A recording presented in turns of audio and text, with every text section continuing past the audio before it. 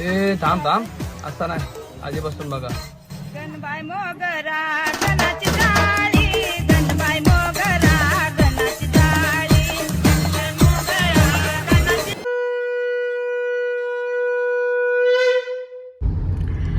तर आता बरोबर 1 वाजलाय. दादा ड्राईव्ह करतायत, पुढे वायू बसलाय आणि आम्ही दोघी पाठीमागे जावा जावा. कदाचित 4 वाजेपर्यंत पोहोचू आणि त्याच्यानंतर पुढे बऱ्याच गोष्टी दाखवण्याचा प्रयत्न करू. या ब्लॉगमध्ये तुम्ही शेवटपर्यंत राहा आमच्यासोबत. आम्ही आमचं मंदिर देखील दाखवणार आहोत आणि बऱ्याच गोष्टी जे काय उद्या होईल ते. तर आता आम्ही इथे वहिनी, रुद्रांश आणि इथे श्रेणू आणि मी बसलो. श्रेणू हस इथे, श्रेणू हस ना. हां गुड गर्ल.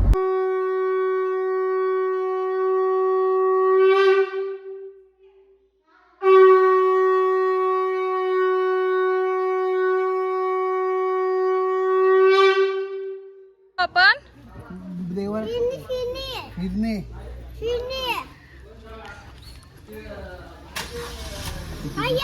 येत मी नाही येत शोन्या, नाही येऊ शकत मी आता.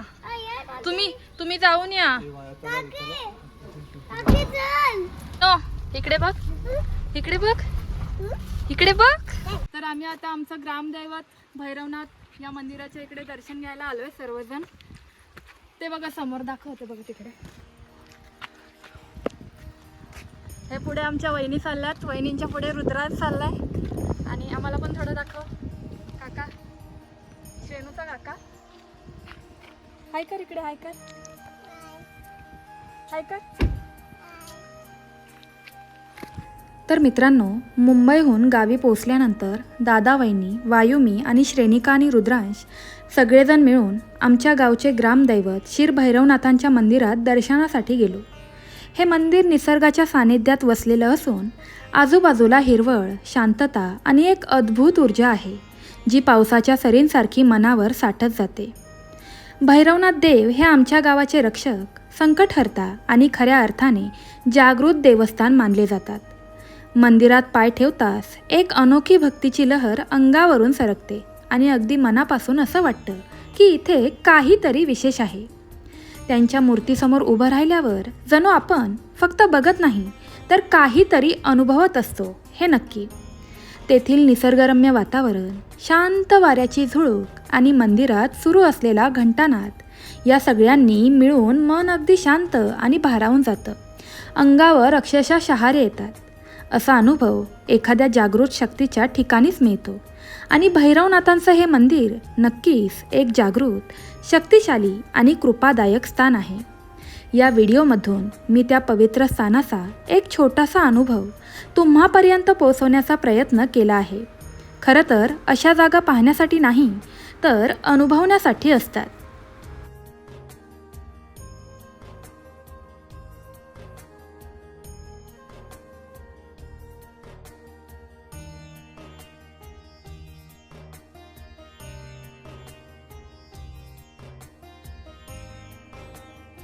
मी आता पुढच्या प्रवासाकडे निघालो आहोत.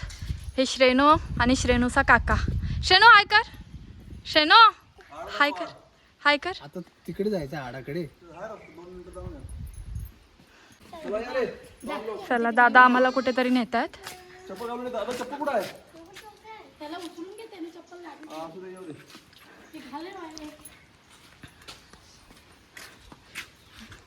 इथेच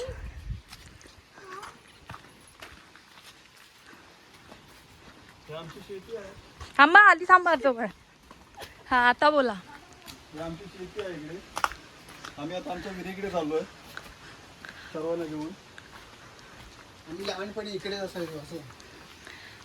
यांचं सर्वांचं लहानपण इकडे गेलंय. मी आणि वहिनी आत्ता आलोय. वहिनीला 5 वर्ष झाले, मला 1 वर्ष झालं. हां ओके, वहिनींना 6 वर्ष झाली, 7 वर्ष झाली, मला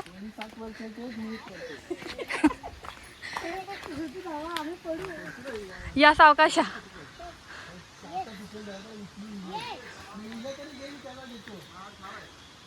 रुद्रांश चप्पल नाही घातली रे. हा या उचलून घेतात हम काका.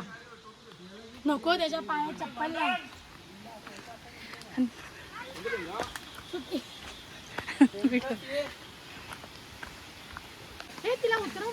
अरे पाऊस सुरू झाला आता.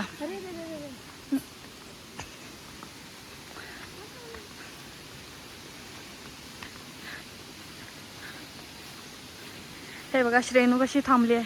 वहिनी सावकाश आहे, तर पाणी आहे.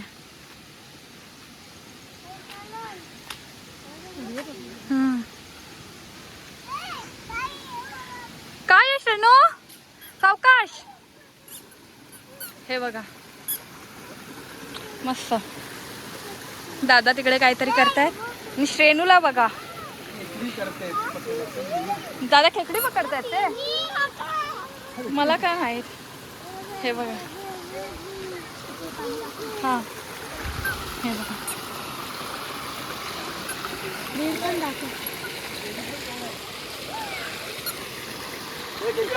हे बघा दादा.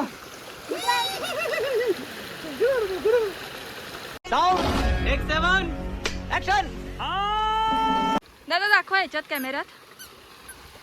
हे बघा हा छोटासा खेकडा आहे. पाणी पाणी पाणी. हा दादांनी पकडलाय खेकडा आमचा खेकडा. त्याला धर. हे जो दुधारी खेकडा आहे. नाही ना दुधारी आता येतच नाही. अरे नाही आम्ही त्याला सोडतोय पाणी पूर्ण. खाली रुद्रांश. अरे नाही देत आहे तो. परत सोडलं,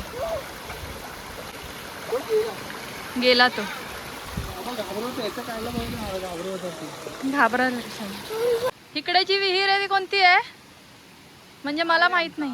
पहिले इथे आड होता, हा विहीर बांधली. आणि आमच्या वहिनींनी या विहिरीतनं पाणी भरले. अंडी घेऊन यायची रोज बाबा. ही बघा विहीर. आणि आमचा दादा एवढा जाडा झालाय की काय. कुणी कुणाला बारीक केलंय.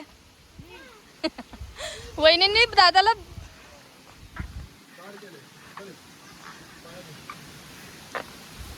हे बघा ह्याच्यात पाणी आहे की नाही माहित. आहे पाणी.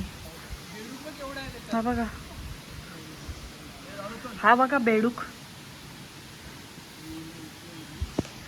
दिसला. हा बघा हा जिवंत बेडूक आहे.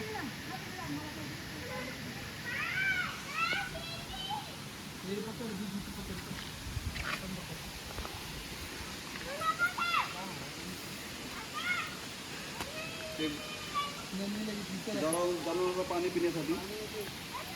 ते जनावरांना पाणी पिण्यासाठी होतं. त्याच्यामध्ये पाणी ओतून लोकांना पाणी पाजायचे. आणि इथं खाली साप आहे तुमच्या पायाखाली. तुम्ही धरा लांब चला. आम्हाला फोन आलेला आहे. चला पाऊस आला. खूप दिवसानंतर आम्ही गावी आलोय आणि गावी मस्त असं वातावरण झालंय. आता निघताना आम्हाला खूप वाईट वाटेल. निघताना आमचे आई पप्पा पण नाराज होतील. पाऊस आला जोरात. आता सावकाश.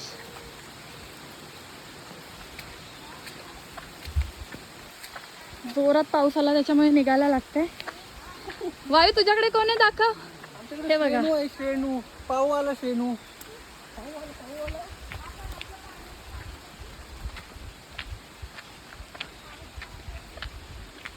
मोठा पाऊस आल्यामुळे आम्हाला निघायला लागला.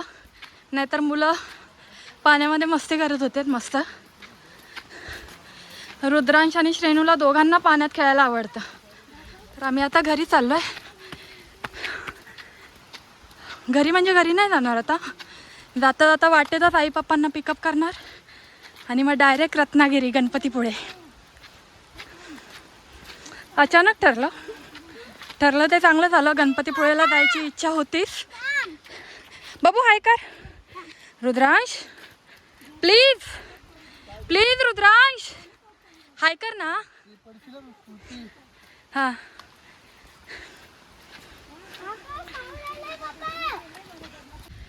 हे बघा मस्त हिरवगार.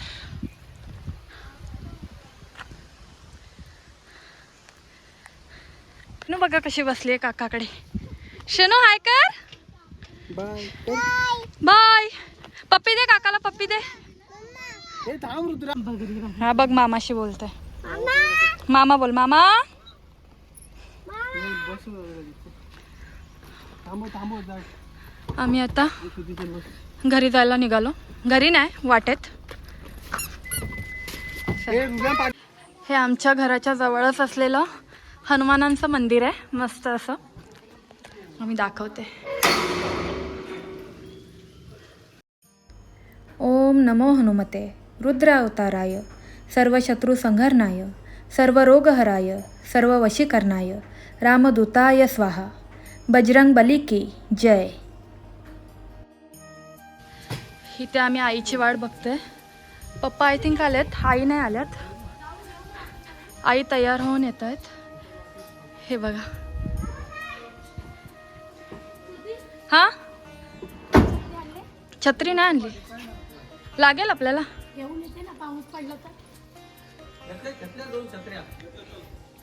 घेतल्यात. हे बघा, हे आमचे पप्पा. आई येत आहेत, पप्पा आली आहे. हे बघा, पप्पा आणि हे आमच्या आई आलेले आहेत आता. सगळं बांधून वगैरे घेऊन आम्ही मंदिरात गेलेलो. तर त्या काकीला पण भेटेल काय? थोडं नाही मला म्हणत होते पण मी आता चालू. जा ना सावकाश जा. हा आलो. चला, तर आम्ही आता निघालोय गणपतीपुळेला. आई पप्पा आलेत. ए सर्वांनी हाय करा. नाही, व्हिडिओ चालला.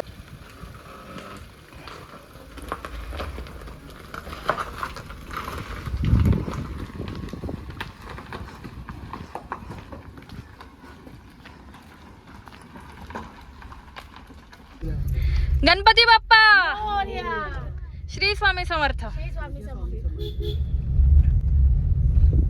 तर आम्ही आता निघालोय गणपतीपुळे, रत्नागिरी. थोड्याच वेळात पोहोचू. थोड्याच वेळात म्हणजे 2-3 तास लागतील. आणि मग तिथे जाऊन थोडं थोडं दाखवू तुम्हा सर्वांना. पूर्णच चार्जिंग घ्यायला हवं होतं मग.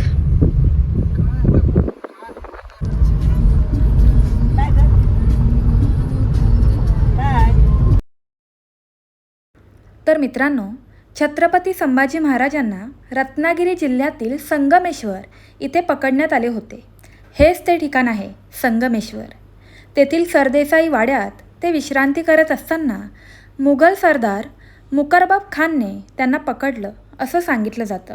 आम्ही सगळे चाललो गणपतीपुळ्याला. अचानक कसा प्लॅन आमचा ठरलेला. आम्ही आलो आंबे लावायला. खरं तर पप्पांनी काय आंबे आणलेच नाहीत. आम्हाला फक्त सांगितलं की आंबे लावायला या तुम्ही, मी आंबे आणून ठेवतो. आणि ते घरी आल्यावर येऊन बोलतात की आंबे का, आम्ही आणणार काय. आणि बाण आता फिरवलेली आहे तिकडे त्यांनी. आणि आमचा रुद्र आला तो शांत बसलाय, कसं बसं काय माहित नाही. आणि ते दोघी जणी तिकडे बसले लास्टला. एक माझी बायको आणि एक ह्याची बायको.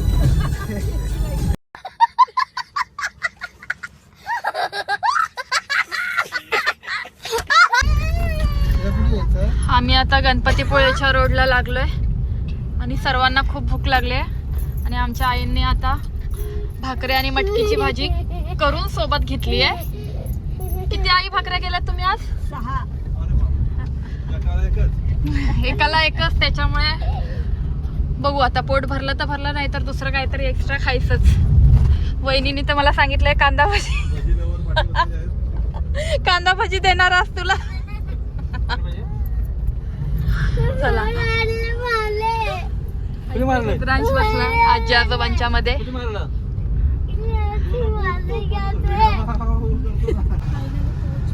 गणपतीपुळेमध्ये आम्ही आता पोहोचलो. मंदिराचं प्रवेशद्वार. तर जसं आम्ही गणपतीपुळेच्या पवित्र भूमीत प्रवेश केला तसं एक अनोखं शांततेचं आणि भक्तीचं वातावरण आमच्या अंगावर दरवळलं. समुद्राच्या खवळलेल्या लाटा आणि मंद वाहणारा वारा जणू काही देवाच्या अस्तित्वाची साक्ष देत होते. आजूबाजूचा निसर्ग, स्वच्छ रस्ते, शांतता आणि त्या दिव्य मंदिराचा दरवळ हे सगळं पाहून मन अगदी प्रसन्न झालं. दर 2 पावलांवर एक वेगळं सौंदर्य अनुभवायला मिळत होतं. नारळांची झाडं, निळाशार समुद्र आणि भक्तांची भक्तिपूर्ण नजर, हे सगळं वातावरण एखाद्या स्वप्नासारखं वाटत होतं. तर मंदिराच्या दिशेने जात असताना आमच्या पप्पांनी आणि वहिनींनी तिथे उभ्या असलेल्या एका आजीकडून सुंदर असा गणपती बाप्पांसाठी जास्वंदांचा हार घेतला. त्या आजीमध्ये देखील भक्तीची एक वेगळीच शांती होती. जणू त्यांच्या हातून घेतलेला हा हार बाप्पांना अजूनच प्रिय वाटणार होता, हे नक्की. नंतर आम्ही पुढे रांगेतून शांतपणे चालत गेलो. प्रत्येक भक्त नियमांचं अत्यंत शिस्तबद्ध पालन करत होता. कुणीही गडबड गोंधळ करत नव्हतं. एवढी गर्दी असूनही सर्वत्र भक्तीचा, संयमाचा आणि भक्तांमध्ये एक अदृश्य समजुतीचा भाव जाणवत होता. जणू बाप्पाच्या दर्शनासाठी प्रत्येक पाऊल हे श्रद्धेचं होतं.